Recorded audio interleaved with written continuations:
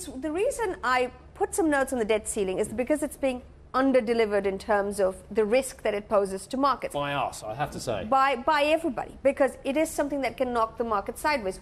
What is left in terms of exogenous shocks? Now, we don't know the unknown unknowns, but we know that this is a potential unknown coming down the pike. Now, we have Janet Yellen putting extraordinary measures in place. It brings her $500 billion of headroom on the $31.4 trillion of the debt ceiling.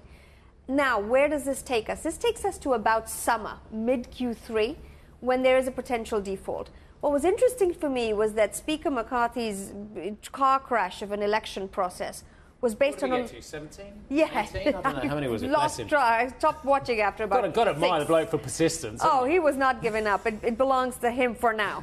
But he had to give up the concession, which was strongly based on fiscal spending being reined. And part of that is the debt ceiling concession. So he's going to fight this tooth and nail and a potential default in the short rate curve in the US. Isn't this a bit like the Germans and the Constitutional Court when the EU does something? They'll fight and they'll moan, but eventually it happens. And do the Republicans really want that moniker that we crash the US economy and we crash the government? We have seen that there's nothing they're not willing to crash, so that's the first thing. The second thing is that you will see the markets react before there is any kind of resolution. And so I'm watching, and I think others should watch, the 6-month T-bill that is midsummer due in terms of both demand and appetite, because that'll be the first to vanish. And secondly, you'll see a kink in the curve.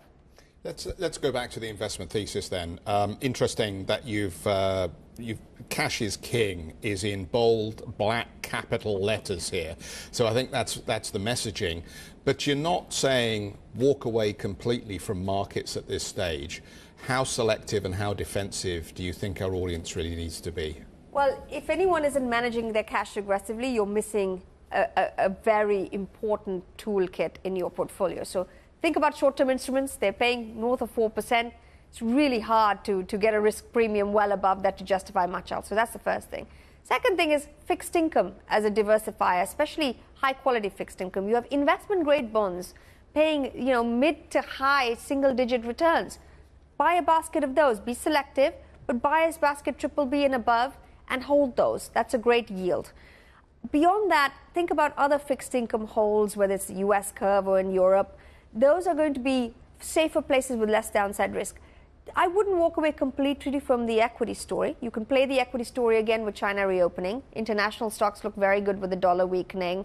Asian stocks look good, but now which sectors you play becomes really important.